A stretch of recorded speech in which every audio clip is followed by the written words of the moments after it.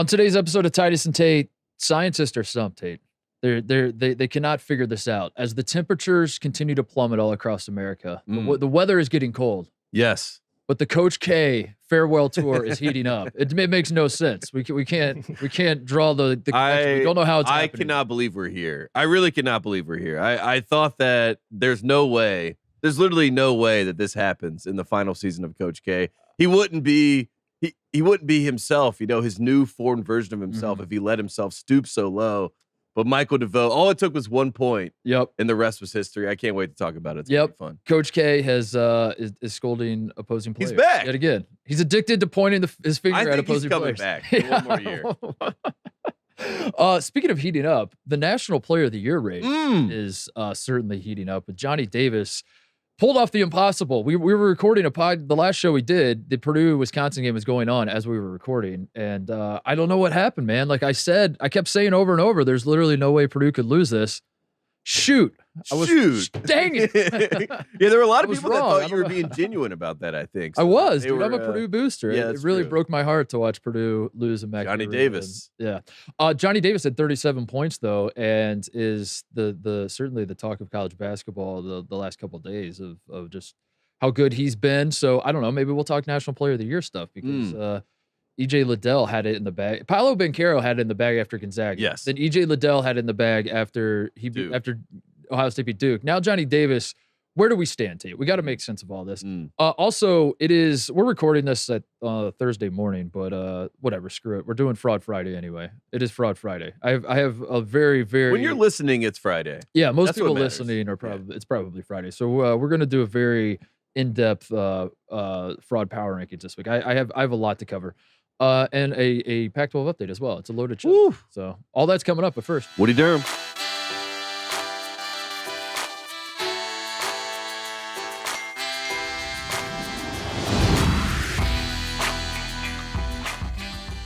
We're gonna start with Coach K, right? I think that's where we have to start. That's where we always start. We don't talk about it much on the show, so I don't know how in depth you want to get. Like usually these sorts of things, Coach K farewell tour, anything related to Duke, we try to just kind of keep it over there, like just quickly get through it. Yeah. Because we understand how polarizing Duke can be, and like I don't know. It's just a topic we try to stay away from. But you came in today and you're like, I would like to, if it's okay with you, Titus, I would like to talk about Coach K and what happened in the Georgia Tech game. And usually I would not be game for this, but I'm going to make an exception. I'm going to let you explain to the people what happened here. Well, PTI, they would always do that game where it was like a word that would, there would be an incident and there would be a word to describe it. You know what I mean? And they would all give one word and then they would. Like Kornheiser would always make up a word. Yeah, exactly. And then they would just go on and banter off. So my word for what happened is I'm flabbergasted. I'm absolutely flabbergasted. Stunned. I did not think that Coach K would ever go back to the Dylan Brooks days. I really didn't. I thought when Dylan Brooks happened, he said to himself, wait a second, I can't chase down the player on the opposing team that's beating me. And remind everybody what the Dylan Brooks situation was. I mean, like I know most people listening know. Yeah, I mean, if you remember this, Oregon, Dylan Brooks playing in Oregon, they're playing in the NCAA tournament. Oregon is waxing Duke, poetic. Yes. And Dylan Brooks is letting anyone within range hear how he feels about waxing Duke poetic. Coach K is within earshot, and then basically reprimands him after the game, says, you're better than this. Yes. You're better than this was the exact quote. He says he never says that. Dylan Brooks, after the game, confirms that is exactly what he said to him. There's a tape of Coach K. You can read his lips. He goes, you're better than this. You're better than this. So that all happens. And the ultimate irony being that Dylan Brooks was basically his career at Oregon. He was basically the Grayson Allen of the West Coast. Yes. Is what he was tripping guys. He was starting shit with other fan base. Like he was. If you paid attention to Pac-12 basketball, the way people felt about Grayson Allen, the people in the Pac-12 felt that way about Dylan Brooks. Absolutely. And then now Coach K is pointing his finger. Which was why it was hilarious because Coach K had indefinitely suspended Grayson for tripping. And then a guy who was in the same sort of world as Grayson Allen does this to his team, and then he has something to say about it. He's upset about the way he behaves, yet not able to see it on his own team and address that. So that was the irony of the situation. We all laughed. We all moved on. We thought this would never happen again. There's no way this will ever happen again until Georgia Tech, the welder, came to town to Cameron Indoor. all things are going okay. Duke's up in this game. It's a little tighter than you'd expect, but Duke's up in this game. And Georgia Tech makes a little run. And Coach K decides to stop this run, as he's prone to do. He's going to call timeout. Timeout. Timeout. Timeout. And as he's doing that, and he's doing the T for timeout, Michael DeVoe, guard for Georgia Tech, points at K, points at the bench. I think he points at K. Basically say, like, gotcha. They're calling timeout. They're worried. They're scared. That's what it was. Maybe said something. Yeah. But he pointed. And K snapped. Just like that. The Coach K that we all know and love came back to light, and he decided, not only am I going to have to address this situation, I'm going to have to chase this man down. and Coach K, it's the fastest he's moved in 5 years. He's going after Michael DeVoe, which is, I think, good news if you're a believer like I am that he's going to come back next year. Looks spry. He's going after DeVoe. DeVoe gets out of the way. Ref intervenes. Now K's, lambasting the ref. And it was just a moment of, one, clarity, and two, shock. Yeah. I was shocked to see this, but also at the same time, I felt like we got the real Coach K back. Well, how did this happen? How did DeVoe is just basically saying that's your interpretation. Gotcha. Like, whatever. Do we know what he said? Did he say what he said? I think he sees Coach K call timeout, which means they're trying to stop a run of ours. Yeah. AKA, y'all got to call a timeout to stop me. I'm too hot. Take that. It's kind of like, yes. The takeaway that I got, again, I'm just reading body language situation. I'll defend K because I'm very impartial when it comes to Coach K. I definitely I see both sides. You know this. I guess, like, a guy talking shit to your bench, like, I don't love it. I wouldn't love it. I wouldn't love it either. Pointing at my coach, I don't love. I wouldn't love it. Yeah. If I was Coach K, wouldn't love it. If I was Coach K, I also, one thing I wouldn't do is, like, run on the court and try to fight another player. Which is I amazing. wouldn't do that either. Yeah. So that's where he loses me. I guess, like, I don't know. Like, I guess he could have been the victim. He could have been like, look at this player who is showing no respect to me in my final season. He has no respect for the game. He has no respect for the Duke basketball program. He has no respect other for people Cameron say Indoor. that. Don't say anything. Step back. Let the moment speak for itself. Yes. And then all of us, maybe we're doing the show. And I'm saying Michael DeVoe, like, bad guy. More respect. Where's your respect? Yeah. Michael DeVoe. And that's where we were. Yeah. Until Coach K, it hit him so quickly. Like, it washed over him so quickly. Like, he went immediately from timeout, stop this run, to, did he just do what I think he did? You know what I mean? He did. Yeah. He did. Is Wayne Brady going to have to choke somebody? Like, that was the moment for Coach K, and he was immediately gone. It kind of is the one thing he could not do is score. It was like quite literally, if John Shire and Nolan Smith had a meeting before the season with Coach K, I think they had, like, do's and don'ts. And I think the farewell might have had, like, 2 over here. And number 1 was, don't lambast or chase a player. You know what I mean? Don't chase down a player or threaten a player this season. The Coach K farewell tour. So Duke goes on pause, a COVID pause for a little bit of time. They are now back, obviously. And now that they have resumed playing, the Coach K farewell tour could not be lined up any more perfectly. Yes. That Duke has not won a regular season ACC title in 12 years. The ACC is horrible. Horrible. We might talk about it later. Maybe not. I don't know. Maybe we might not even talk about it. Let's never talk about it. Let's never talk about the ACC. Throw it away. The ACC is horrible. Yes. Duke is the one shining light if you're in the ACC offices that you're like, thank God we have Duke, because if we didn't have Duke, we'd have nothing. Kind of like you're at Azkaban and you're like, thank God we have the Dementors. You know what I mean? At least we got something. Yes. It's all lining up for Duke. And Duke has a team good enough to win a national title. It's not just about the ACC race. It's that Paolo Banchero could go number 1 potentially, could win National Player of the Year. Wendell Moore might be an All-American. You could theoretically have 2 first-team All-Americans playing for Duke right now. It is all lined up. And the ACC Freshman of the Year in Trevor Keels. That's right. I think they should split up all the awards. Trevor Keels wins Freshman of the Year. Paolo Banchero wins ACC Player of the Year. Wendell Moore wins National Player of the Year. Bang. Boom. That could happen. That's the world we're living in. And all Coach K has to do is just, like, step back. Just kind of, like, let it happen. Like, the machine has been built. Let the machine go and just kind of watch. Just let it go. The media is going to, as we've said, like Billis, who has been impartial, and I genuinely think Jay has done an awesome job his whole career of like calling Duke games. He'll call Duke Carolina, and he'll praise Carolina at times, and He's been that way this year. Throws that out the window. He's going to do 7 sit-down interviews with K. Yeah. Like we all saw where this was going, and the only thing K has to do is just not point his finger in the face of opposing players and create a situation where guys like you and I can shit on him in his final season. Which maybe you're right. Maybe he's coming back. Maybe he's like the Coach K farewell tour did not go as I wanted. Maybe Duke does not get tested the way. Maybe like everyone's sucking in the ACC. We talked about this. Maybe they're not tested. Maybe they lose in the second round because like they haven't played a real team all season. And Coach K looks at everything and is like, you know what? Let's try that again. Yeah. This time I need more praise and I need a better more bowing. Yeah. I need more bowing, more praise, more all the above. I think the craziest part of this whole exchange is because it is very Dylan Brooks in the sense that Coach K never addressed this. Yeah. In his press conference, he never says anything about this. Yeah. Again, shout out to the journalists at Duke. No one asked him about it. They like let him slide on it, so he doesn't even get asked, so he doesn't even have to address it.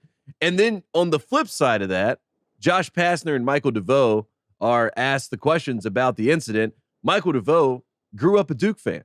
So he comes out and says that. He's like, look, I grew up a Duke fan. My emotions got a little high. You know, I kind of just snapped for a second. And then they asked him, they said, what did Coach K say to you? And Coach K obviously says he didn't say anything. You know, people around him, Coach K said nothing. Michael DeVoe says, he said, you don't know who you're talking to. That was the quote. You don't know who you're talking to, as he chases him down on the court. So it's not only the action of it, it's like exactly what you expect, according to Michael DeVoe, what you expect him to be saying, which is basically like, you're talking to the GOAT. Yeah, the GOAT. Yeah. And we do not take kindly to that, and I am going to make sure that you hear about this. So I'll defend K again, and you know, maybe that's not what he said. Maybe Michael DeVoe. I don't know. You got to hear both sides, right? So like, who knows if that's what? Well, we will never hear the other side. So I'm telling you the one side that is spoken about. But what I would say is, I'm not sure what K could have said if K didn't say that. If Michael DeVoe's lying and he's trying to make himself look better, which I don't know the story. I'm just devil's advocate here. What could K have said where you're like, oh, okay, in that case, I get it. The answer is like nothing. There's nothing. I expected more profanity. Yeah. You know what I mean? Just the fact that it was so pure and so genuine that he was like, you can't do this. And Josh Pastner after the game, I mean, he said no player should ever talk to the opposing coach. I agree with that. I think Michael DeVoe was in the wrong from the jump. I think so too. Until the reaction. And we have to judge the reaction. And the reaction is insane. It is insane. And it is the definition of like just being who we thought you were. Yeah. You know what I mean? Like that. Yeah. And that was the one thing, like everyone in the office and the Duke athletic department, when they saw that happen, they're like, oh no. Yeah. This is the one thing we didn't want to see. They have it written up on the board with they're tracking all the Instagram followers. Yes. In college basketball. You remember that when they did that? Number one, man. They're number one. They did the doc for the Zion RJ Barrett team, and they showed the board where they have the most to let all the people know, all the followers, the growing followers. Michael DeVoe, though, honorary Boo brother. Are you? I think so. I think so too. I think I do love that he said he grew up a Duke fan, and he's like, listen, I'm not gonna just sit here and kiss this man's feet. Like, we're trying to beat his ass, and I love that. Yeah, that's the whole point of the Boo brother campaign, which is that you've hated this man forever. Don't now pretend to show you love respect and love him. So shout out Michael DeVoe. I don't like him pointing at K. In all honesty, I don't. He shouldn't have done that. He could have like talked smack to the bench somehow, like not at Coach. I don't know. Pointing at Coach K is a bridge too far, but Coach K reacting the way he did, I'm shocked. That's worse. Yeah, I can't believe he did that. Yeah. I can, but I also can't. Yeah, like I thought that he learned. I thought he learned not to snap, but he broke. You know what I mean? And who would have thought that Josh Pastner's team and Michael DeVoe would be the ones that get him? You know what I mean? I figured it'd be like Caleb Love, or like some sort of like Carolina Duke. He's really high. You know, he's got like the red face because you know it's not going so well early, and then he snaps. But to have this regular season game against Georgia Tech, I think we're not done. Oh, I don't think so, because maybe the ACC sucking actually sets up for more of this, because all the teams playing Duke have nothing to lose. Basically. Exactly. So Duke basically has to beat every team they play in the ACC, and they get the best shot of every team in the ACC. Yes, and everybody, that's their one chance. You take a team like Florida State, who's been very disappointing all season. maybe they beat Duke and they talk themselves into now we can make the NCAA tournament. So they're going into the Duke game where they're going to get the best shot every single night. And they're going to, this is going to be awesome. I'm so excited. I don't know how it ends, but I do know that like the journey along, like this is going to be one of many blips. You know what I mean? The fact that he's already cracked, because at the end of the day, there's no repercussions for him, doing this. Like it's not like anything happened because of it. He's fine. Duke's fine. And if another player follows this same path as Michael DeVoe, like I'm here to embarrass Coach K and Cameron Indoor, I'm trying to win this game, he's going to snap again. But all is well that ends well for K, in the sense that ultimately the only thing that matters is the NCAA tournament. And if Duke goes to the Final Four, it doesn't matter how many opposing players he points at this season or whatever. He's still the winner, because just imagine that run up to the Final Four, that media week of, and we go to the New Orleans and it's just one after like Duke's going to get to the Elite Eight no matter what. So you should already start your bases on the season as thinking like Duke's in the final 8 of the season. And then what? You know what I mean? Yeah. Like in the same with Zion, it was like we know they're going to get to the Elite Eight because the path is going to be paved for that to happen. Yeah. And then what do they do from there? And that'll be interesting. I guess that's it. That to me is when we might actually see K crack, is when he's got an 11 seed in the Elite Eight he's playing. And it's the path. It is wide open. He's playing Memphis. He's playing Memphis, and he's like, "This is easy." And Larry Brown's coaching again. Penny's been suspended by Memphis because he punched one of his players or something in the second round game. Yeah. Yes. Now Larry Brown's coaching, and Kay's just laughing like, "This is a layup. This is a layup." And then somehow Larry Brown coaches the game of his life. And Amani Bates is pointing at Kay the entire game. That's the press conference I want to see. Yeah, That's me the too. Press conference I want to see. Let's move on. I want to talk about Wisconsin and Purdue quickly. It happened a couple days ago as we were recording our show, as I said at the top. But we have to talk about Johnny Davis and Purdue, really, because is Purdue falling apart? I don't know. Their defense sucks. I will say that, and maybe we can talk about that in a second. But the real story is Johnny Davis, who had 37 points in Mackey Arena, 27 in the second half. Tate. This dude averaged 7 points a game last year and is now leading the country in scoring. He's unstoppable. He hits. He's a freak athlete. He is smooth as hell. It has been a ton of fun to watch him. And as I said at the top, the National Player of the Year race is getting juicy because Paolo Banchero was who was the original National Player of the Year? Drew Timme, right? I think Drew Timme. It was Drew Timme. Yeah. He was the preseason guy, and then Paolo goes nuts against Gonzaga. He becomes the guy. EJ Liddell becomes the guy. Now, I do feel like the momentum is behind Johnny Davis. There's a ton of basketball left to be played. But it's interesting that we're here now, and the National Player of the Year race is pretty wide open, isn't it? Because you could throw in, like, Keegan Murray at Iowa is great. Unbelievable. Going to be a top 10 pick, I think. Yes. Yeah. Him and Johnny Davis are having very similar stories. Like arcs, in their career. Last year, they were kind of... We saw flashes of it last year for both of them. Where, they would have these moments, you're like, man, that guy's pretty interesting. But they took the leap a lot quicker than I think we expected. Yeah, but they were both playing behind like 30 seniors. Yeah. So they couldn't really flourish. And then you get all those guys out of the way, and now all of a sudden... Except for Brad. Do you know that they both have twin brothers that aren't as good on the... Isn't that insane? Yeah. Keegan Murray and Johnny Davis both have twin brothers that are on... Johnny Davis has a brother on Wisconsin. Keegan Murray has a twin brother on Iowa that just aren't as good as they are. But that's Isn't also that wild. It's also like a good formula, you know what I mean? And not just the twin, but to have your brother on the team that's not as good. I think of like Taylor and Blake Griffin, you know what I mean? Yeah. It almost fires you up a little bit. Were they twins? They weren't twins. They weren't twins. But I think Taylor was a little bit older, but just brothers. So, but they also both like averaged like 7 points a game last year. Now they're averaging like 25 or something close to it. It's been crazy. But you got Keegan Murray. Don't forget about Kofi Cockburn, who's been an absolute monster. Sleeper. This is just only the Big Ten, by the way. The Big Ten might get 4 first-team All-Americans, and I say that as a Big Ten homer just to, get under the skin of everyone listening. Johnny Davis, right now, it's not crazy to say he's going to be the first-team All-American. Yeah. And he's obviously in the National Player of the Year conversation, but I think the casual fan hears that, and they're like, who? Who is this guy? What are you talking about? And I think the Maui Invitational actually not being in Maui hurt Johnny Davis getting the Maui bump. Right. You know what I mean? Right. Like if he was in Lahaina and putting up 30 points on Houston and we were at the game, we would have... I'd still be talking. That'd be all I'd be talking about. We'd be calling him Johnny Basketball. Yeah. You know what I mean? And it would be a whole thing. That's all I'd be talking about. Exactly.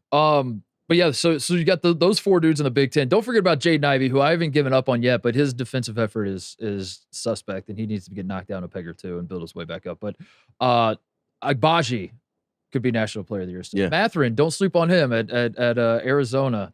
We talked about Wendell Moore, Paolo Banchero. Jabari Smith. Did you mention EJ Liddell? I mean, I think he's still in the conversation, you know? Oh, absolutely. Yeah. So, I don't know. It's interesting to me because as I was thinking about like where the National Player of the Year race stands right now, and again, it's way too early to be doing this, but at the same time, it is funny because every time someone has a big game, they're like, "Is he your guy now?" Is Akinjo in there from Baylor? He could be. I mean, I just feel like the number 1 team in the country has to have somebody in the conversation, but do they at the same time? You know, but I guess if you have to throw in the de facto person, I guess he'll get in there just based off of that. Like the best player on the best team. Yeah, the best player on the best team always finds his way there. But what was interesting to me is I was thinking through like guys as I was handicapping the National Player of the Year race in my own head. I have no idea how Vegas has it, but like I was just kind of making a list of guys that I think have a shot. A lot of the preseason first team All-American guys who aren't even that bad this year, but they just like didn't come to mind. Like Drew Timme doesn't come to mind to me. I don't think Drew Timme's going to win National Player of the Year. No. I think if you're betting on Drew Timme, just light your money on fire.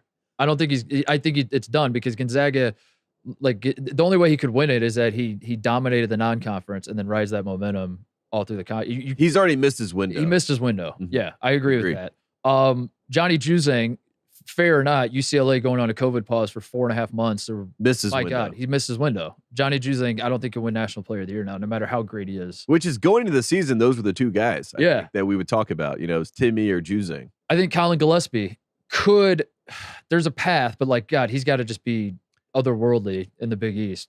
And Villanova's been so up and down. I mean, you know, they get blown out by 20 to Creighton, then you blow out Creighton by 30 some. And, you know, it's just kind of like I can't really keep up. And I think America, you know, they love Colin Gillespie, but they're not riding the National Player of the Year. It had to be a consistent run for him to be that. Yeah. I think Trace Jackson Davis as well was a first team AP preseason All-American. Has been great this year for Indiana. I don't think he's going to win. I think like he's kind of missed his window in that like Indiana has some bad losses and Indiana's not on anybody's radar as like I don't know. He's not going to get. They're in that just like 6 to 10 range in the Big Ten. Yeah, where like no one's really fascinated by them. Yeah. He still has a chance in the sense that like a lot of the names we've mentioned as Player of the Year candidates are Big Ten guys. So if like he could go up against, he goes nuts against Kofi Coburn and then follows it up with a huge game against EJ Liddell, then maybe they play tonight. By the way, EJ Liddell and Trace Jackson Davis. Oh, that's right. Yeah, I don't want to talk about it. I don't think it's going to go well for Ohio State. Indiana's got some guys out, right? Because of COVID protocols. Do they? I think so. I think I saw that. Right. So there you go. I mean, all right, we might be back. It just feels like a game Indiana. I don't know. The vibes are off for Ohio State because I don't. I did see that Mike Woodson is wearing a suit. Yeah, that was announced. He will be in a suit. It's at home. It's if the crowd shows up, if the Assembly Hall crowd shows up, it's okay. It's okay. I'm okay. I'm not mad about it. But anyway, there are a lot of dudes in the National Player of the Year race, and I just want to point that out because it's been a ton of fun. Who's the guy that right now though for you? I mean, I think Big O's in the conversation. Oscar Tshiebwe. I think throw him in there. Why not? I don't think he's gonna. I don't think he's gonna win it, but I think he's in the conversation just because of. I think that 28 rebound game has stuck with people, or at least it's stuck in my head. And the other thing that's helpful, 15 to 15 is nice. Other thing that's helpful for him is how charismatic he is and how fun he is and how like he's a media machine in the sense that like Kentucky already just having Kentucky on the front of your chest already is gonna get eyeballs on you, but then. Oscar Tshiebwe is a fun interview. He's as you say, he's an oddity too. Like he's already got 4 games with 20 rebounds already. Yeah. You know what I mean? And when the Kentucky, the countryside was all torn apart, he went and did his help, and then he said he got the rebounds for the people of Kentucky. Even though he was playing Western Kentucky, I was like, the Western Kentucky people probably wanted Western Kentucky to get those rebounds, but no, they didn't. They weren't cheering for Western. But it was one of those things where it's like he endeared himself to the general public, which I think plays a factor in this sometimes with National Player of the Year. So I see him in that conversation. But I mean, Johnny Davis right now is the answer. I think so. Which is pretty wild. I think so. I think EJ Liddell was. I do think it's just interesting because it is going to ebb and flow like that, and I guess it kind of does. Every year ish, but not necessarily, like some guys like have such a big initial start to this, like Zion's a great example. I mean, all roads lead back to Zion, I guess, but like Zion explodes on the scene, and then everyone was just trying to catch up to him for National Player of the Year the entire season, and it never really happened. So sometimes like stuff like that can happen where guys just like we're always looking to knock whoever's on the top off, but sometimes it's so obvious that we don't do that. And this year is not going to be one of those cases. This year it's going to be whoever has the big game on that night. Yeah. Like, is he the National Player of the Year? Is this guy National Player? It kind of happened in college football. You know, it was the whole year where everyone was trying to find the Heisman. And then eventually Bryce Young was like, I'm the Heisman. And you're like, I guess. And then everyone's like, I don't want it to be Bryce Young. I want it to be someone else. Please don't be Bryce Young. The whole year, everyone's excited. Alabama's not going to be number one. They might not even make the playoff. And then at the end of the year, they're number one and have the Heisman Trophy win. And then CJ Stroud's like, I'll take the Heisman if you guys. And then I'm an Ohio State fan. I'm like, if CJ Stroud wins the Heisman and Justin Fields didn't, God damn it. Yeah, what are we doing? What are we doing? What are we doing? And I feel like the only way this feels inevitable is if Duke goes on, like you were saying, in the ACC, they go on some insane run where they win 12 straight games. Yeah. Paulo is, dominating, and everyone's like, he's the National Player of the Year. Yeah. And it feels a little bit inevitable that Coach K would have the National Player of the Year. But are they going to cannibalize themselves with Paulo and Trevor Keels and Wendell Moore? Because I could see K doing an old school. The new school K move is to pump the tires of the guy who's going to be your top draft pick. The old school K move is to talk about how Wendell Moore is the best player on the team because he's the heart and soul, and without him, like Paulo and Trevor Keels are flashy, but Wendell Moore is what the engine. Which is what he did in 2015, and it worked. He talked about Quinn Cook all the time. Yes. Justice Winslow's making everything he looks at, and he's like, Quinn Cook, just what a game. What a game. You look at, he's like, Quinn had 6 points and 6 assists.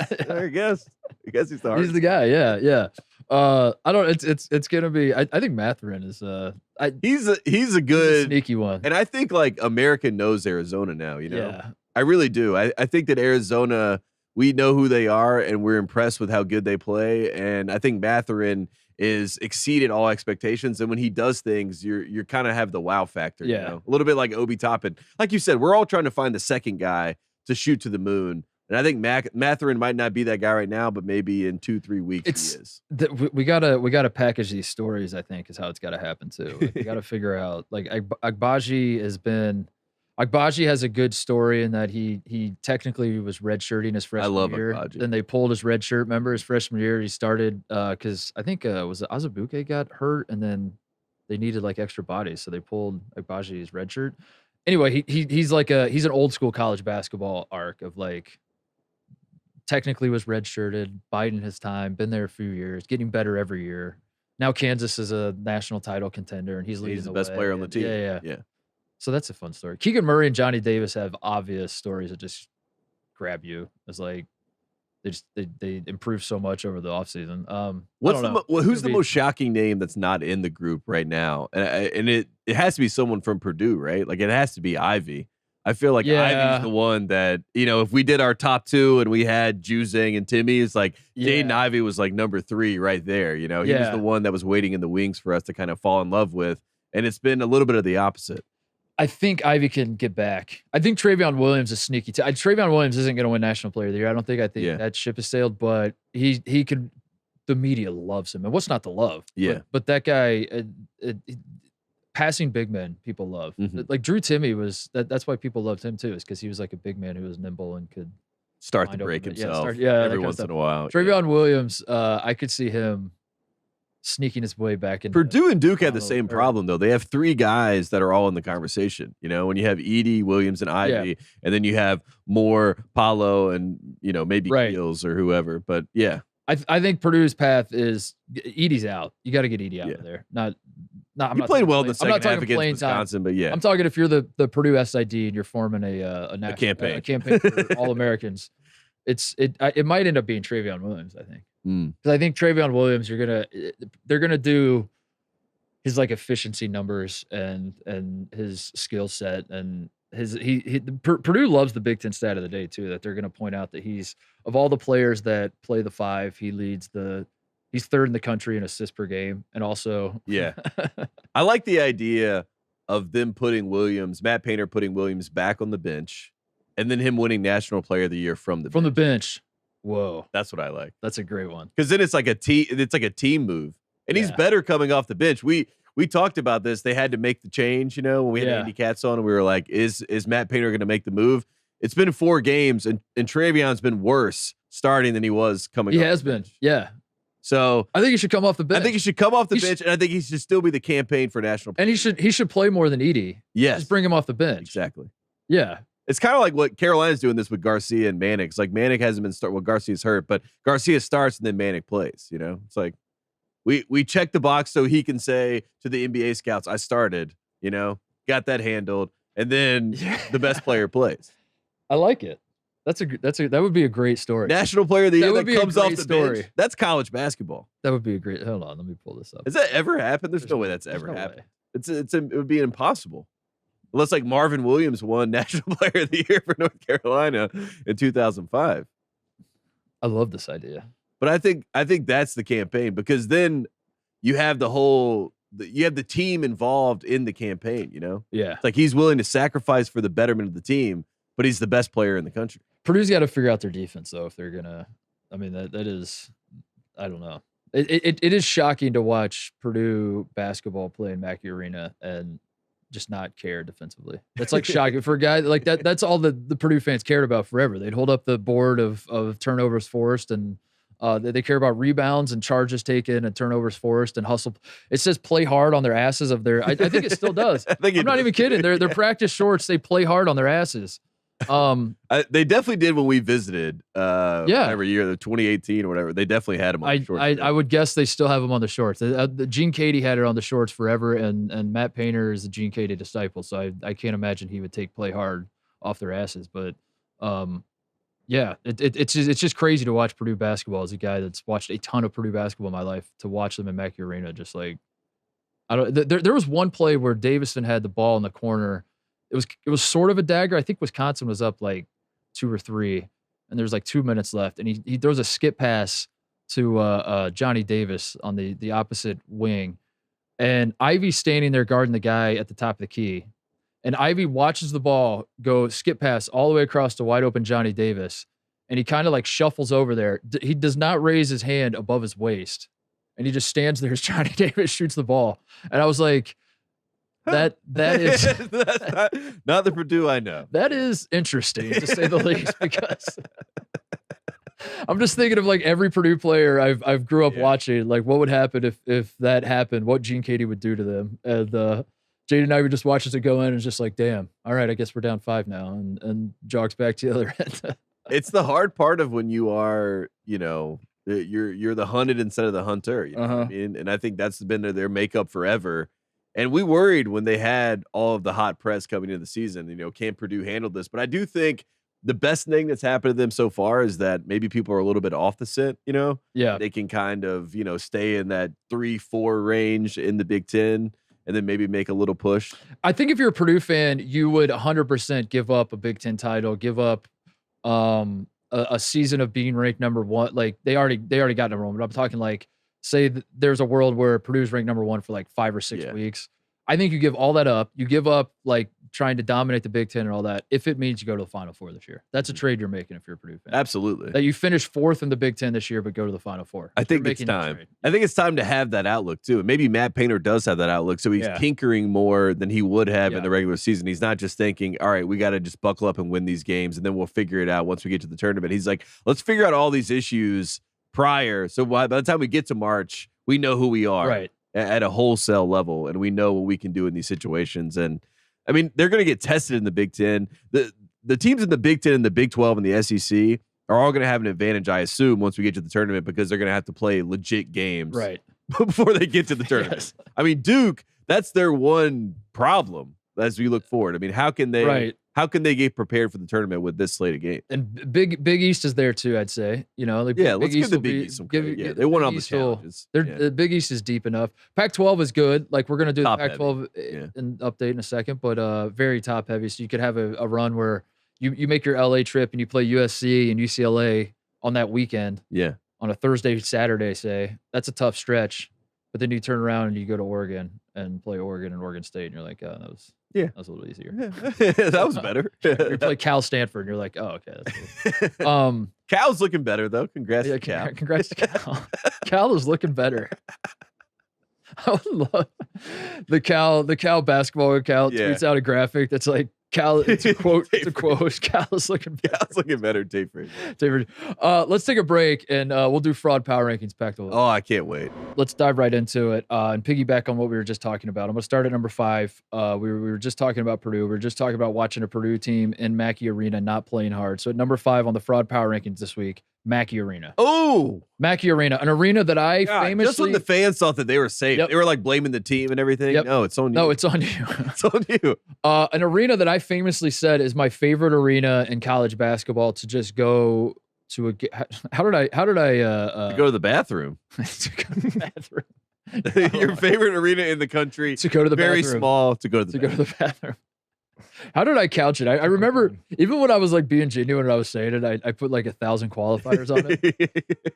But the parking, because that's how we got to the bathroom part. I was like, it's easy to park, it's easy to get in, it's easy to go to the bathroom. Yeah, it is a really nice arena. There's not a bad seat in the place. Yeah. It's loud as hell. Nice, comfortable seats. Yes, I think. Right? If you go lower, they have like the race car. I think. Seats Yeah, they do. Yeah. The upper ones I think are bleachers. Yeah, well, but Purdue fans are on their feet at all times, right? They're supposed to be. Yeah, you're not supposed to be sitting down. But I'm putting Mackey Arena on the fraud power rankings. My dad famously said, "Don't forget this: that for as loud as Mackey Arena gets, when things are going well, it can get that quiet when things are going well." You remember when he said that? I thought it was a really timely roast. You know what I mean? You said no place gets quieter or something. No place gets quieter. Yeah, he's like it's one of the most loudest, and he's like, nowhere gets quieter. Of all the places I've been at, like when there's a 12-0 run against the home team, that place gets as quiet as any. Like, what is this? For the hat.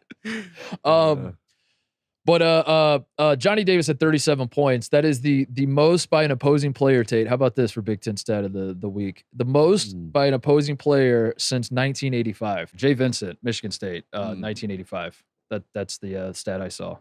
He had 39, I think. I think that's the Mackey as soon as you said Vincent Edwards, I thought that Vincent Edwards was senior. You know what I mean? His son went to Purdue. I was thinking Vincent Edwards because Vince Edwards is a guy who, on that skip pass from Brad Davis into Johnny Davis, would have sent the Johnny Davis shot into the 5th row. Absolutely. He would have closed out so hard. He would have, as Jaden Ivey just watched it go up. Yeah, it was Jay Vincent of Michigan State, I think, has the record. I think, I don't know. Who cares? Point is, Johnny. It's been a long time. And Mackey Arena allowed a player to come in, and not just any player, a conference player, a conference foe, a team that Purdue should have beaten. And they allowed him in to score 27 second half points.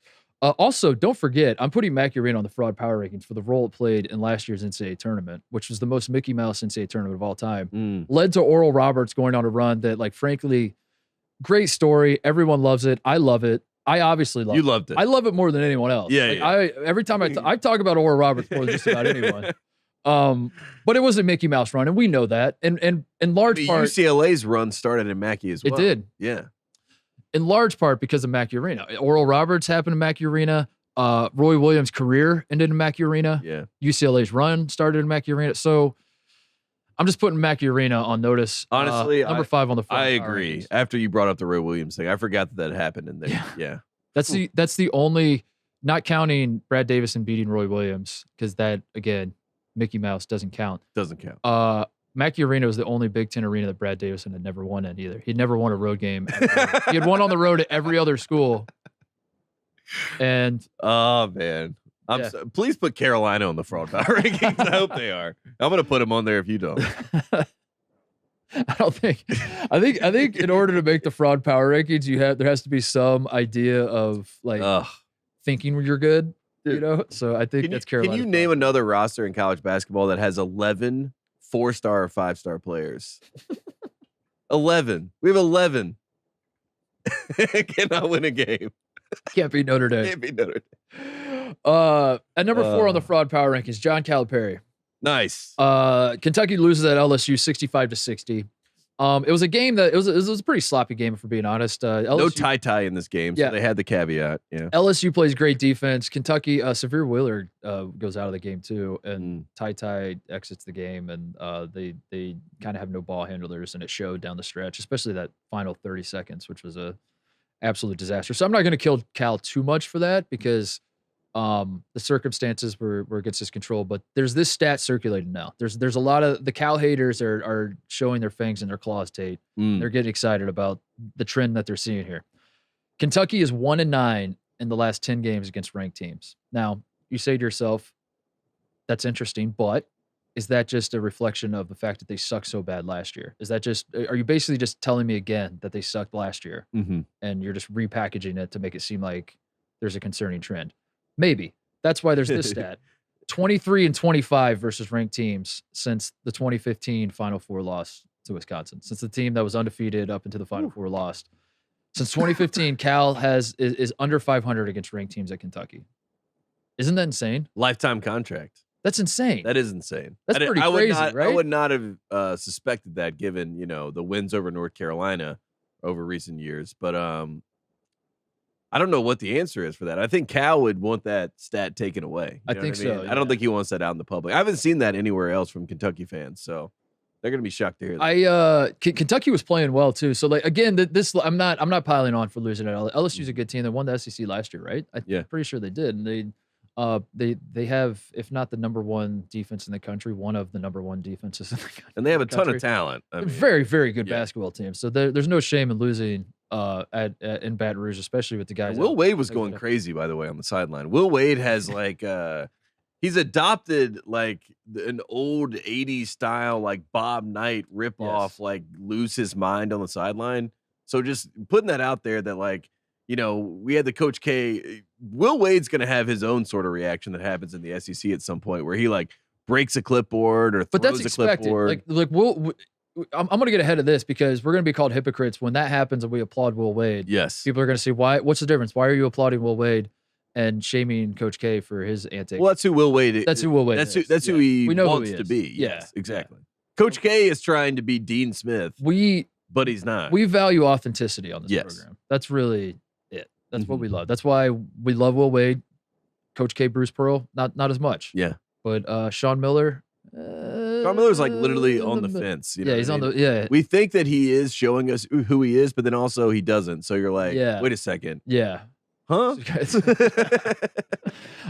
Is Kentucky likable, by the way? I think so this year. This year's team. I like their team. I told you when they played North Carolina, by the end of the game, I was pulling for them. I like the way that they played. Yeah. I really did. And Oscar's just a level. I think it's Oscar. I think that's really what. I think if you took Oscar off this team, no disrespect to the other guys, there's no one on Kentucky. I like Kellen Grady though. I mean, I've always liked Kellen Grady from Davidson. So that's the other part. They have some of these guys that I had soft spots for. Severe Wheeler, I liked him in Georgia. So when they're at Kentucky, I feel like I'm pulling for them individually, right? Not Kentucky, right? If that makes sense, right? But the team as a whole doesn't pop to. I don't know. No, it's hard to put my finger. Like Oscar, obviously, but if you take Oscar off the team, I'm not sure I'm cheering that hard for.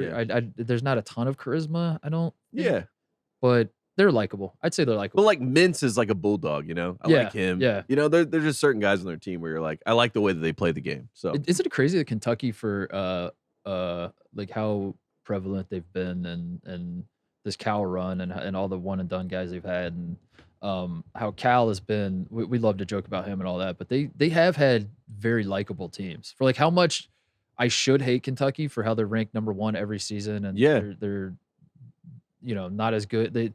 A lot of times will get pushed to number one and then they aren't that great and you're scratching your head, how is this happening? And all the extracurriculars that go on with Kentucky should lead me to hate the teams.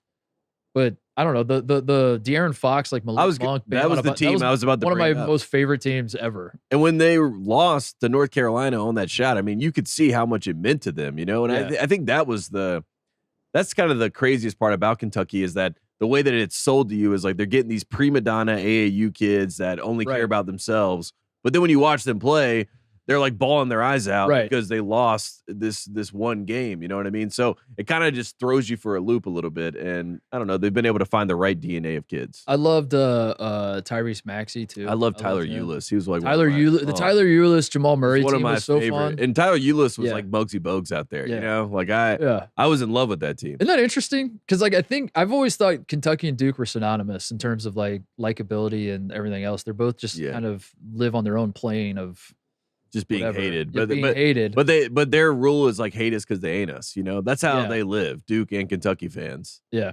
Anyway, moving on. Anyway, after saying all that nice stuff about Kentucky, John Calipari, you're fraud number 4. Number 3 on the fraud power rankings, Josh Pastner's face shield. This man who was called the Ted Lasso of college basketball last year and leading into this year because he made a COVID pinata. He was wearing a face shield that did absolutely nothing to stop the spread of COVID, but like made him look absolutely hilarious. Georgia Tech wins the ACC tournament. Georgia Tech has the ACC Player of the Year last year. We talked extensively, and Mike Rutherford did as well, and others in ACC world were like, "Oh my God, is Josh Pastner's face shield magic? Is this like?" Have we unlocked something with Josh Pastner? I made the argument after last season, Josh Pastner should have retired. He should have just got out of coaching because it was never going to get any better than this. I'm looking very smart right now because Josh Pastner brought back the face shield. We talked ourselves into this being the difference for Georgia Tech this year. This is when they're going to turn the corner. He's going to unlock the magic again. But just like Ted Lasso, season 2, not as good as season 1. And he's 0-2 wearing the face shield. And it goes back to authenticity. You know what I mean? Because I think that last year, the face shield was made like it was his decision. You know what I mean? It felt like it was something that Josh wanted to do. Right. The pinata is something that he wanted to do. They were all wonky. They were all weird. Coach K said they were screwy. You know, so they were very screwy things that he did that are like trying to be funny. And then this year, it felt like he was forced into it. You know? Yeah. It felt like everyone wanted the face shield to come back, but you can't force the face shield when he doesn't want to be a part of the face shield. And in fact, he doesn't even use the face shield like he did last year. You know, he's like got it up a bunch. You're right. It's just not the same. You're right. And season 2 is never as good as season 1. The sequel is never good as the first movie. So we understand that, but it's just not the same. He did say, there was this authentic thing from Josh Pastner when he said in the post-game press conference against Duke, I quote, "I never want to die." Oh, you sent me that. I don't. I didn't even get the context of that. I don't know. Like who? I saw the headline, and it's one of those deals. Jim appreciates this because he said Jim will send me New York Post headlines all the time, and then I'll ask him if he reads the articles. He's like, absolutely not. Yeah, he's like, never. I just love the headlines. That's what this was to me. Is I just saw a headline. He gets all he needs out of that. Yeah, headline. it said Pastner quote, "I never want to die," and I was like, I don't need to click on that. Yeah. I don't. I that's all I need to know is just. Josh Pastner said and counterpoint of the face mask, you know, being a fraud is that he did bring Coach K back. You know what I mean? Like him having the face mask on got his players so confident that Michael DeVoe was willing to point at Coach K. So in some sense, I would say it did work at some level. You know what I mean? It didn't lead to a win, but it led to good content, which I care more about the content from Josh Pastner's face shield than I do about the always wins. have. Yeah, always have. Always have. Always have. Number 2 on the fraud power rankings this week. Woo. The Bill Self special. Oh yeah, it's over. It's over, dude. I saw Bill Self. For those who are new to the program, this one snuck up on me. By the way, I didn't even realize the Bill Self special was happening this week until I looked up at halftime, and Kansas and Oklahoma State were tied, I believe. Kansas missed 19, their final 19 shots of the first half, and it looked like the Bill Self special was happening. If you don't know what the Bill Self special is, Bill Self played basketball at Oklahoma State. And has not forgotten where he's come from. And every time Kansas goes to Stillwater, not actually every time, but might as well be every time. Every time. Kansas loses at Stillwater. That's always the game. Kansas has run the Big 12 forever up until Scott Drew learned how to coach defense. Yeah. And every single year, Kansas would lose like 1 or 2 games in the Big 12. That's it. They would dominate everybody else. And one of those 1 or 2 inevitably would always be the game at Oklahoma State. Even if Oklahoma State wasn't good, they would find a way to lose at Oklahoma State because Bill Self loves his alma mater that much. So every time Kansas goes to Oklahoma State, we circle the game. We say, this is it, the Bill Self special. He's going to choke it away. He's going to tell his boys not to play that hard. He loves where he came from. And it looked like we were setting up for that. Missed 19 shots to end the first half. It was tied at 40 with like 14 and a half to play or something. It was still tied, even a few minutes into the second half, Tate. and then Kansas stepped on Oklahoma State's throat and pulled away. Bill Self though is now, I believe, 7-8. He's still under 500. I was going to say, I knew that he was going to win this game. It wasn't going to be the special because CBB on Fox put out a graphic before this game, and it's like Bill Self's record versus teams in the Big 12, and the team with his worst record was Oklahoma State. Yeah. And I saw that before, and I was like, Bill Self follows CBB on Fox. He saw this. He's like, they're getting onto the scent. Yeah. I can't lose this year. Yeah. I can't throw the game this year. Or, whoa, how about this? Bill Self knew that Oklahoma State isn't eligible for the NCAA tournament. So he's like, it's not worth it. It's not worth the special. Yeah. Because usually save the special for when they're going to make part of the Bill Self special is like, I'm throwing my alma mater a big win, so it boosts their NCAA tournament resume. Yes. You know? Yeah. And they don't have to worry about this year, so we need this more than they do. That's what it was. So the Bill Self special might be back, actually. I think he realized that it happened. Fraud this year, but it will come back. It'll come back. Oklahoma State, by the way, the only Big 12 team to sweep Kansas home and away. Texas did it last year, but Mickey Mouse. The Allen Fieldhouse was empty. Remember when Texas beat the hell out of Kansas? Remember when Texas was the best team in the country last year? Yeah. I think that still blows my mind. I mean, they were obviously the best team in the country, and it was gone. And it was gone almost immediately. But yeah, Texas did it last year. I don't count it. Put a big fat asterisk. Yeah. The only team that's ever swept Kansas home and away in Big 12 history, or under Bill Self, I mean, is Oklahoma State. So there you go. But the Bill Self special, fraudulent this year. Coming back next year, though. Number one on the list, I want to go in depth, pretty in depth with this one because I'm noticing a trend in college basketball. And at number one on my list of frauds is former players coaching their alma maters. Oh, just across the board. So here's the breakdown of where we're at right now. I'm going to tier it for you. I know how much you love the tiers, Tate. So at tier number one, I have actual tears running down my face. We have the NBA guys, the guys who played in the NBA, coached in the NBA. We're just NBA guys, but their alma maters called and they said, I'll come back and do this for a alma mater. Juwan Howard, preseason number 4, Michigan's preseason number 4, just lost to Rutgers for the first time in program history. Best win for Michigan this year is probably San Diego State. They are 7-6 on the season. It is not going well. Got blown out by Carolina. Yes. Juwan Howard, thumbs down for the job he's doing this season. Yes. Penny Hardaway, preseason number 12. Memphis is 8-5. Losses to Georgia, Ole Miss, Tulane. They have died 7 different times. They've come back to life 7 different times. We don't know where they're at now, but point is, they're not having the season they expected. Patrick Ewing, 6-5 at Georgetown this year. Losses to Dartmouth and St. John's. That speaks for itself. We move on to teams that you and I are more interested in. Hubert Davis. Carolina's 10-4. We'll get through this quickly together, Tate. Lost at Notre Dame on Wednesday. Lost by 29 to Kentucky. Lost by 17 to Tennessee. The only team with a pulse that Carolina has beaten all season is Michigan, which doesn't count because that's like circular logic of like they're on the fraud. Beating another fraud. Yes. Fraud beating fraud. So I'm not even sure I count that, but anyway, I don't need to tell you. North Carolina not having a great season. I mean 3 strikes and they're out. Mike Woodson is on the list as well. He was hired to be the next Juwan Howard, and I guess he kind of is. I guess like the way it's going right now. Mike Woodson is emulating. I still believe in Mike Woodson. They're going to beat Ohio State tonight, so he'll get it back. But Indiana 10-3 just lost to Penn State. They lost at Syracuse. The Syracuse and the optimism for Indiana is this: the 3 losses they have were all games they had, like there was in the palm of their hand. Like they definitely should have won those, could have and should have won those games. But on the other hand, it's like, how do you let 3 games slip through your fingers like that? Almost they were destroying Wisconsin and Madison. One of the worst second half performances I've seen in college basketball history. The way Indiana completely choked that away. So anyway, moving on. Mike Woodson, 10-3. He's not what's going on over there, Moses? Moses is underneath the desk and he's like trying to move my things out of the way. He's like, can you get this out of the way so I can lay down here? I brought Moses in to do the show today. Hi, buddy. And, he's just roaming around the studio as he pleases. It was one of those things where I didn't know. I didn't see him go under me, and then I felt something underneath the desk, and I was like, "What is happening?" That Jim? Like, what's going on? He's down now. He's sleeping. All right. So Mike Woodson's on the list of guys that are he's not going as swimmingly as we hope, but it's not a complete disaster. I don't know. Moving on. Another NBA guy that people don't think about, but played in the NBA, is now the head coach of his alma mater, Aaron McKee at Temple, who is 8-6, lost by 19 to St. Joe's. They just had a shorthanded Houston team. Houston was out like their 3 best players, I want to say, against Temple.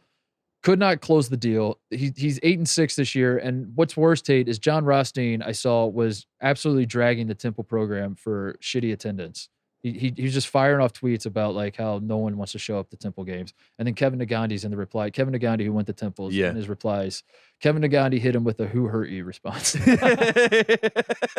So that's where we're at with the state of the Temple. Kevin Nagandi is a great Philadelphia fan. Like a great Philadelphia sports, like a genuine Philadelphia sports fan. I love it. So those are the NBA guys. Then we can move on to the main stage. These are guys that didn't go. They didn't play. Forget Speedy Claxton. He's in there too. At Hofstra.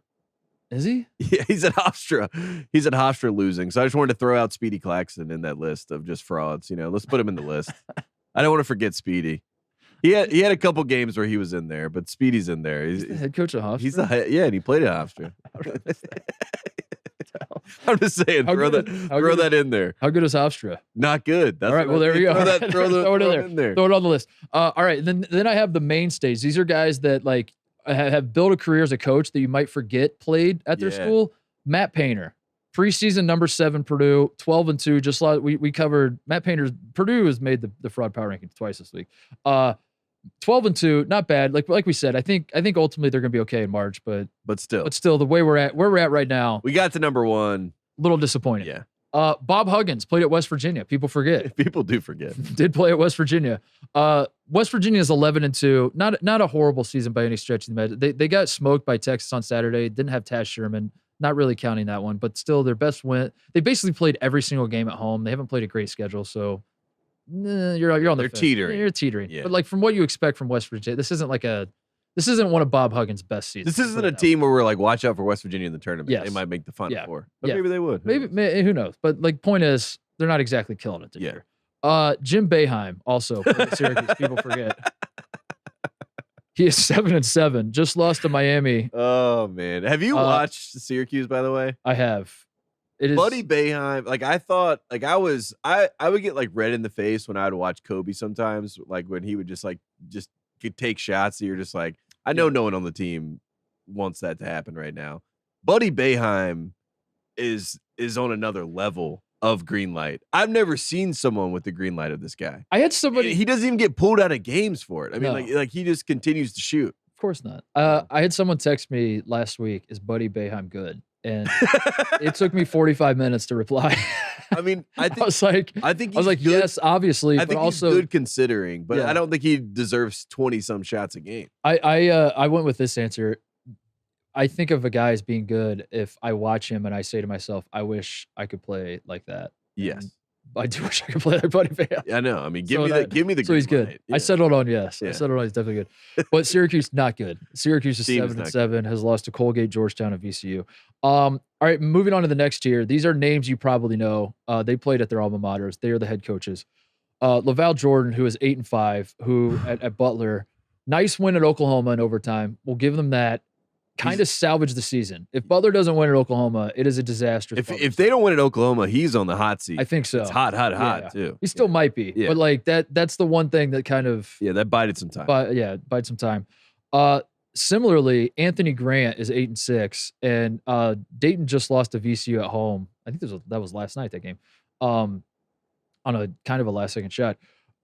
Dayton has had a very up and down, completely disastrous start that was salvaged by beating Kansas, beating Belmont, beating Virginia Tech. Now they're kind of back to losing games they probably shouldn't lose. Dayton 8-6, Anthony Grant, not exactly great. Tubby Smith is at High Point. You've heard of him. He's 6-8. We can move on. They just lost by 1 million to Kentucky, but it's also High Point, so who cares? Yeah, we'll just gotta let it slide. Yeah. But he did play at High Point. People forget. Jamie Dixon is the head coach at TCU. He played at TCU. People forget that.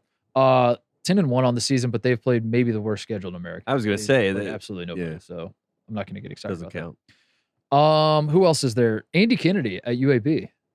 Put him on the list. One at St. Louis, 3 losses by a combined 11 points. Actually, not a bad season. UAB is like not bad. I'll give him a thumbs up. He's doing a decent job. And then there's Dan D'Antoni, who everybody knows as Mike D'Antoni's brother, but also you might know him as Marshall had a moment in the tournament, right? Yeah, John Elmore. Yeah, the John Elmore team. Did they win a game or did they just like have a fun game? I think they won a game. I think they did. But also, John Elmore was like He was basically white James Harden. Yeah. You know what I mean? Like, it was unbelievable. He was like, he had 30 points and 15 assists in games. It was insane. John Elmore is not on this team, and they are 7-7 this year and on a 4-game losing streak. And then finally, the last tier I have is the We Speak Your Name tier. Ooh. Which is guys that are coaching their alma maters, and we just want to speak your name. Jeff Bowles, head coach at Ohio University. Nice. They're 11-2. Yeah, I was gonna say they're having a good year. season. Yeah. They're having a good season. Kevin Kruger, Lon Kruger's son, is the head coach at UNLV. He played at UNLV for his dad. They're 8-6. And then Ben Johnson at Minnesota, his first year. Great story. Hey, great turnaround story. Ben Johnson is fun. He's fun. coach. Yeah, he's a good coach. Yeah, you like him. Yeah. I like Ben Johnson. Yeah, they just got their ass beat by Illinois at home, but you know. But I like Illinois. I like Illinois too, but I call them ridiculous. So anyway, that's your rundown of coaches who played for their alma mater, are now coaching their alma mater. And I would say of that group, the guys who are getting a definitive thumbs up for the job this season is gone are probably Ben Johnson, who's definitely getting a thumbs up from Minnesota fans for the turnaround. Yeah. Jeff Bowles. Yep.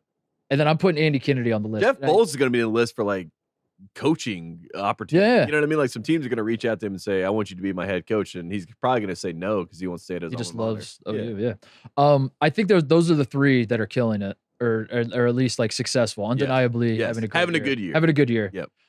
The ones who are borderline teetering, I would say, are Bob Huggins. Because like I said, West Virginia could be good, but it's like there's no West Virginia fan that's talking Final Four right now. But like they're also not bad by any stretch of the imagination.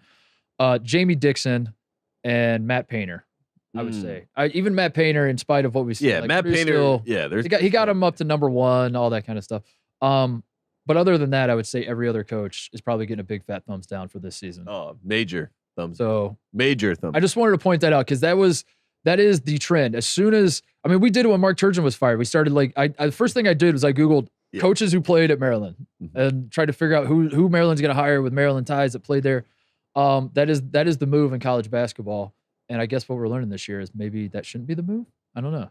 It shouldn't be the move. And I think sometimes, we are so pro player friendly at times. And I'm saying this as a Carolina fan that we want to blame everybody else. We want to blame the coaches. We want to blame this. We want to blame that. And it's like Roy Williams isn't the coach anymore. And North Carolina has the exact same problems because they have the exact same players. Yeah. I mean, at some level, you gotta just be like, hey, maybe this group isn't it. I mean, same with Notre Dame, and they were talking about it last night in that game. I mean, the group that came in, Mike Bray, the guys that are seniors now, they were supposed to build on the Elite Eight stuff that they had. Instead, this group has just not been able to collectively win games. So it's Mike Bray's fault. But everyone's blaming Mike Bray. Right. And it's like at some point, maybe we just aren't who we thought we were. And that's okay. Just admit it, and just be upfront about it. Stop speaking about it as if it's going to change. I think it's not going to change. Mike Bray should fire his GM. Is what he should do. Is not. I mean, I think in the world of like you can transfer, maybe you just say, hey, this isn't working. Go somewhere else. Anyway, that's number one. That's my number one fraud. Some of the players. The players. My number one fraud. Tate's like. All the players in college basketball, you're all frauds. God, you're my number one. What is going on? Kirk Herbstreit, is that you? I did think that. By the way, that was the funniest. That could not have worked out any better with Herbstreit and Desmond Howard saying these kids don't like football. And then the Rose Bowl was like an amazing game. Best game, yeah. It was awesome. I thought that was the most fun of most fun moment of college football this year. Do you want to weigh in on the opt-out? Because I do. I want to say the opt-out discussion. I want to say, as I've always said, I want everybody to opt out. Opt out. I don't want there to be sports. Mm-hmm. I want sports to be what I've said this a million times. I want every single athlete to opt out of every game. Yes. And I want sports to just be pictures of players showing up at the arena holding a handbag. Yeah. And wearing like a designer sweater. I'm also okay if we just cancel it, we shut it down, and we just watch highlights of what happened before. Yes. And we argue about highlights that of the past. All seen a million times. Exactly. That's what sports is to me. I want to go to the Dean Dome and I walk in and they just had the 2008 season and they're just like playing games. You can stay there as long as you want. Stay there and hang out. Opt out. Opt out. Oh, adding to this discussion of ex-players trying to coach their alma maters is I wanted to point this out, is Alondo Tucker was trying to pull the Penny Hardaway and coup his way into coaching his alma mater. He gets the boot. Now Wisconsin is thriving. So that's another strike in the ex-players trying to take over. You have Kevin Ollie, who was the head coach at UConn, won a national title. Yep. Got the boot, got sued his own school, then they sued him back, and then there was a whole mess, and now he's coaching TikTok kids for the overtime league. Yes. Or whatever the hell it is he's doing. Chris Mack was the head coach at his alma mater and chased the bag, and now he has to live with that decision. So speaking of Louisville, we speak your name. Louisville has a path to be the second best team in the ACC. Really? They're undefeated in the ACC, and if you look at their schedule, it is, I mean, it could not have asked for a better path to be the second best team. And then they have like this moment where they're going to meet Duke, and they're going to be like, 9-0 in the ACC, and Duke's going to be 9-0, and everyone's going to be like, man, Louisville. Hype it up. And then Duke's going to beat them by like 40 points. Louisville's going to be ranked 25th. So Mike Rutherford right now, he sees. When do they play Duke? We'll have him on. We'll have Mike on after that game. It's got to be in February. Yeah. Let's go ahead and reach out to him. Let's wait till they win 11 in a row, and then they lose to Duke, and we'll reach out. Yeah, we speak your name, though. They beat Pitt, and they tried to lose this game against Pitt. I mean, what is going on with the ACC in general? I saw last night. They played Duke at home January 29th. There's a movement that seems to be brewing of people are floating the idea that the ACC might be a one bid league, Tate. That's what the losers are saying, yeah. You hate to refute that? I mean, I don't care. I could care less about conference pride. That's not something that I do not invest my time in. My only goal. I thought you maybe just checked out on the. I mean that too. That too. I'm already dead. I think the only thing that you can do in the ACC this year, and every team should have this outlook, is like, how do we stop Duke? Yeah, like how do we collectively stop Duke? That's why the Coach K tour is going to get interesting, is because I think everyone's just has nothing to lose, and everyone's going to come together. Yeah. And like Wake Forest, Virginia, like everyone's pulling against Duke. You know what I mean? Because we have no other hope. That's the only hope that you have. The only team pulling for Duke still is NC State, and that's because they picked Duke over North Carolina. We don't know why, but that's just what they do. Not sure why. I feel like there might be a lot of NC State people that would disagree with what you just said. They probably picked Duke over Carolina. Of course. That, but they're not pulling for Duke. Against every team but State, they're pulling for them. All right. Because they're conference pride. They're SEC people. You know what I mean? They like the conference. I do have conference pride. I have pride in the conference that I love more than any other. It is the Pac-12. It is time for the Pac-12 update. Are you ready? Very in-depth Pac-12 update this week. Here's what you need to know about Pac-12 basketball. Everybody's on COVID pause. Everybody. Name a team. They have COVID. I felt like for the Pac-12 update, of just being like a news anchor in your local town who on a snow day is reading off all the schools that are on 2-hour delay or canceled today. Yeah. That's basically what the Pac-12 is right now. And everyone's waiting and seeing. Are we that school? Are we that school? UCLA has not played since December 11th. They just scheduled a game for Thursday tonight against Long Beach State, but no fans are allowed to go. They've already played Long Beach State. They won by like 30 when they played them. Earlier in the season. They are playing again just because UCLA needs a game. Arizona fans think that UCLA is dodging them. So we've now entered that. We've now entered that realm of. That's what all the Arizona fans have said to me, that UCLA dodged them. Yes. But UCLA has not played in, I do the math, since December 11th. Been a month. Yes. USC has not played since December 18th. They're supposed to play Cal tonight. We'll see how that goes. I don't know. I'm just conditioned to wait for that tweet. That's like. Due to the health and safety, whatever else. Arizona had 3 games wiped off the schedule that we were very excited about. Speaking of the Arizona fans thinking UCLA is dodging, they were supposed to play UCLA. They were supposed to play at USC. They were supposed to play at Arizona State. All of those games are gone. They did come back and play Washington on Monday and beat Washington, but who cares? Gonzaga has not played since December 28th. Every West Coast Conference game this past weekend was canceled. And Colorado State returned from a 3.5-week COVID pause. They're still undefeated, right? Still undefeated. Yeah. They beat Air Force on Tuesday. They're 11-0. They're one of the 3 undefeated teams left. They have the most efficient offense, I think, in the country. So there's that. That's your Pac-12 update. It's basically COVID. Just COVID and big bold letters. It's just like the bubble. It's just the COVID bubble. COVID. Yeah, I mean, it's really unfortunate because USC and UCLA should be, when they're 2 top 10 teams. They should be a topic of conversation. We should be really excited. We were in Los Angeles. We should be locked. And maybe we will. Maybe they come back and they get the juice is loose, as we said. The juice is. We need the juice to come back. I don't know where the juice is, but I think he's somewhere around USC, and we need him to come back. Oh man. I guess there are these other notes I wrote down. San Francisco beat Academy of Art over Christmas break, 111-78. That was a game we circled. Academy of Art. They beat Cal. No, Irvine beat Cal. Who did Academy of Art beat that jumped on our radar? Was it San Francisco? No, I forget. The whole reason we pointed this out was Academy. I just love the name. That's all I really cared about. Also, we should mention Keegan Murray versus Johnny Davis tonight. As we talked about, two guys that are, Oh, they play tonight? They play tonight. How about that? Yeah, so. Dude, we got to watch that game. Yeah, throw that out there. Why the hell did I not, dude? Just look up Academy of Art. I am. I'm on there. How do I not remember this? They beat they beat UC Davis. Okay. That's right. There you go. They beat UC Davis by 19, and that's what jumped out to us because they beat the hell out of a Division I team. They got smoked by San Francisco. The dream season's over for Academy of Art, is what I was going to say. And then finally, the last Pac-12 update, Mark Gottfried, who got the show cause from the NCAA for the NC State situation, still on Cal State Northridge's bio page. He still has it, still has the asterisk. What? The status quo remains unchanged. There might be hope yet. So I just wanted to draw attention to that. I cannot believe that they have an asterisk. Yeah, there's literally an asterisk on this. Unbelievable. And also, like, behind the picture of him is a El Pollo chicken like banner behind him. Like, I mean, he is the Mark Gottfried CSUN page. We should spend time on this sometime. My goodness.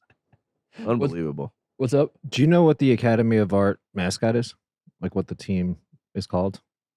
No. Do you know? I can't tell if this is going to be a joke or not. What? No, I thought it would be the artists. The art? Like makes sense. The art farks? The artists? No. They are the Academy of Art Urban Knights. What? What? Are you serious? Yeah. Urban Knights? Mm-hmm. What? All right. Look it up. That's I don't. That they should have gotten some more artists. In there. Little they should have gotten some more artists in there. Like that. There's some artists would make sense though. Yeah, I mean, artists would be. I mean, that could be fun. Wow. All right, that's it. That's the Pac-12 update. Shout outs, closeouts. Wrap this thing up. You guys got anything? Yeah, Jim has a shout out, right? Jim, you want to shout out, please? I want to hear some St. John stuff. Yes, St. John's Zone, Julian, the man, Champagny. Let me find the stat here. He is one of 3 players ever. He's the 3rd major conference player ever in 25 years to have 30 points, 15 boards, 3 blocks, and 3 3-pointers made in a game. He did this last night. Big Ten stat of the day. Jesus, right, that was the most big. Who are the other 2? Can you name the other 2? Say it again. I'll try it. I'll take a stab. 30 points. 30 points. 15 boards, 3 blocks, and 3 3-pointers made. Glenn Robinson's one. No. Damn it. I know. In the last 25 years. Doug McDermott. Oh, last 25 years. Major conference. He played in the Big East. I don't even know what's great in the Big East anymore. The Big East. I just like that. He played the same conference as Champagne. I don't know. He's from Iowa. He's like major conference. I don't know. Tell us, Jim. Calbert Cheney. Yep. I think those guys are all before 25 years. Beasley. Oh, in the last 25 Michael years? Beasley, I didn't catch that 25 qualifier. Years, yeah. Mm-hmm. I didn't catch that qualifier. Beasley. Beasley's one. Yeah, I don't know. Durant and his friend. Durant. KD. Yeah, Kevin Durant. So Julianne, the man, Champagny. Yep. So the real KD of college basketball. Oh my God. Oh my God. We finally figured it out. That's KD of college. You know what I was thinking the other day? Because I've started watching a little more NBA now. Okay. It's past Christmas. That's when I start watching NBA. We know who the Kevin Durant of college basketball is. Yeah. Who's the Kevin Durant of the NBA, would you say? Ooh. I was watching Evan Mobley and I was like, this guy might be the Kevin Durant of the NBA. Yeah. Evan Mobley. I think we should start that discussion. Who's the Kevin Durant of the NBA? I'm going to say this. I think Evan Mobley might be the greatest Cavalier ever. I mean, I'm like by the end of it. This is Mark Price erasure. Hold on. Yeah. What about Ricky Davis? Dude. What about Brad Daugherty, man? That's what I'm talking about. No. Did you see Rothstein went back to the well and said Kofi Coburn is not Shaquille O'Neal. He's not. But then he called him the Shaquille O'Neal of college. I thought that was like the tweet of the week. He said, I want to reiterate, he's not the Shaq of college basketball, but he is also the Shaq of college. We gotta Joey Brunk is not the Bryant Reeves of college basketball. He's not big country. Or he's not big country, but he might be the big country of college basketball. Who's the pit snoggle? Let's just do a list of like our college basketball, like who of the comps. You know, who's the Steph Curry of college basketball? Who's the KD? Who's the Shaq? Shades of. But I think we should just do like forgotten college basketball guys like Tom Coverdale. We try to find who is this year's Tom Coverdale. It was Kevin Pittsnock. Who's Rashad McCants? Who's the Rashad McCants? Everyone wants to know. Everyone's trying to figure it out. Everyone. It's all anyone's talking about. Is Johnny Davis the Rashad McCants? Julian Champagny as the KD of college basketball is worth putting that out there because I think it does. Because then you have the stat to back it up. Because everyone's like, "What do you mean?" You're like, "I'll tell you what I mean." Yeah, that was a monster stat line last night, man. Yeah, I'm happy. Who they play? DePaul. DePaul, yeah. The powerhouse. The powerhouse. The Duke of the East. Yeah, we do the Mark Aguirre of college basketball. Oh man.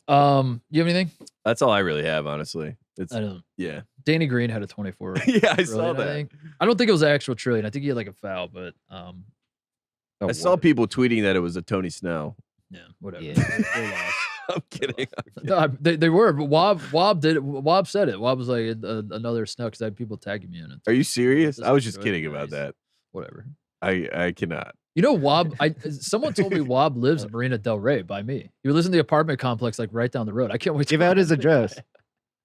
On the air. Someone pointed that out to me. They're like, you know, Wobb's like a Marina Del Rey guy, and I was like, really? They're like, they're like, I think he lives here, and it's like the apartment complex right by. I can't wait for that meeting on the street.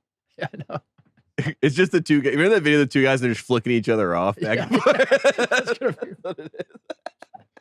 Everyone's like, what's this about? It's like, it's about guys not scoring any in the game. You have a Club Trill shirt on. He's got a Snell hat. Snell visor. If there's one thing the general public loves is nerds in sports media fighting arguing each other over their own ideas. Yes. That's my bit. That's my I invented power rankings. Oh man, that's good. I don't think I had. Yeah. Well, no, I'll save that for next week. We'll shut. Yeah, let's save it for next week. Shout-out. Screw it. Let's get out of here. The show. Was that it? I think so. That's good.